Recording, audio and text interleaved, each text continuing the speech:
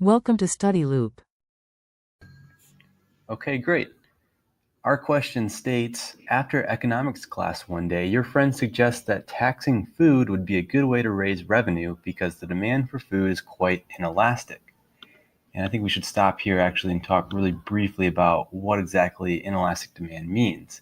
And to do so, how about we look first at normal supply and demand in that graph. So that would be this upper graph right here where we have the traditional upward sloping supply, downward sloping demand, quantity here on the X, price per unit on the Y, and our equilibrium price and equilibrium quantity here in green.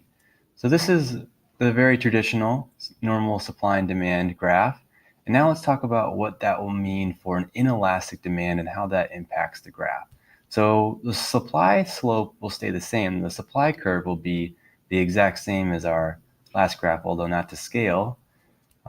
And then our price per unit on the Y and quantity on the X will also stay the same, but demand is going to change here. And what inelastic is going to mean for us is that consumers or whoever is buying the product here on this graph, they're willing to buy that product kind of regardless of price. Yes, there will still be a demand curve and it will be sloping downward, but price is going to have a smaller impact on their decision to purchase this good or not. So what that will mean, and maybe if you don't exactly understand the intuition off the bat, you can maybe remember this as a more vertical demand curve when there's inelastic demand. So let's go pretty extreme here. And let's say this is the new demand curve now that we're considering a inelastic good, inelastic demand for this good. And to really hammer home the point, what this means is if we pick inelastic, kind of the intuition of it is if we have one price point here, let's say in red, and then another price point here in green.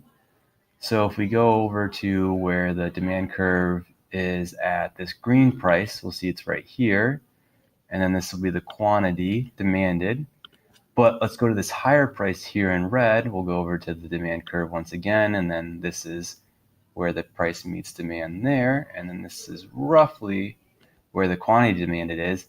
We see that there's a very little change, very little decrease in the demand for this increase in price. So this is a pretty insignificant decrease in demand for what I would consider a pretty significant increase in the price. So we see regardless of price here, the demand stays relatively the same in this rough range while the price is going up quite a lot. So now if we consider that for our example with taxes here, let's go ahead and draw in our equilibrium price and demand or quantity once again. So here's, whoops, I will redo that really quickly. And this might be too high now, but we'll kind of smooth it out there. How about?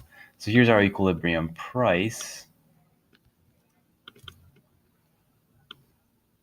There we are, and equilibrium quantity down here. So now let's say the government takes your friend's advice and does raise taxes, perhaps up to here. So we'll mark this as P plus T. And this will kind of lend itself to getting into the latter part of the question. And how about we go ahead and read that really quickly? And it states, in what sense is taxing food a good way to raise revenue? In what sense is it not a good way to raise revenue? So now let's go ahead and finish up where we find the quantity here with this new price. So again, kind of what we just talked about, we don't see a huge difference here in the quantity. Let's do Q and then a sub T here for quantity taxed. Try and redo that, how about? Not the best. Come on now.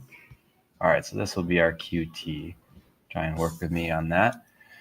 So in what way is it a good way to raise revenue? Well, if we look at this difference here, if we look at the difference of P and P plus T, we'll see that we're left with T, or the tax. So this is the amount taxed here, this difference. And then by multiplying by the quantity, the amount of tax here, we get this rectangle. The area of this rectangle will then become the tax revenue. So let's label that. So in this way, it is a great way to raise revenue. You're right. Your friend is right. If we look here, so this is, let me label it just so we're all on the same page very quickly. This is the tax revenue.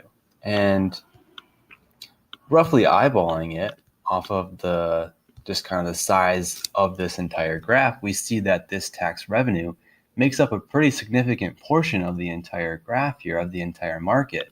So yes, this is a fantastic way to raise revenue because of kind of just the scale, the amount of revenue tax revenue being raised right here.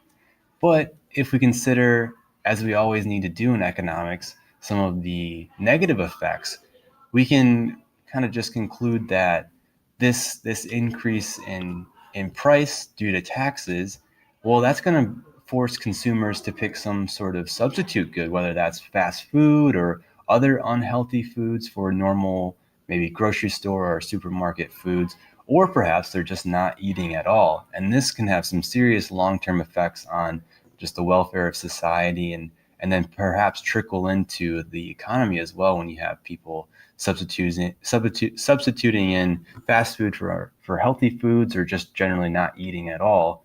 You can imagine that's going to have some repercussions for the labor market and so on. So this will trickle into the economy as a whole.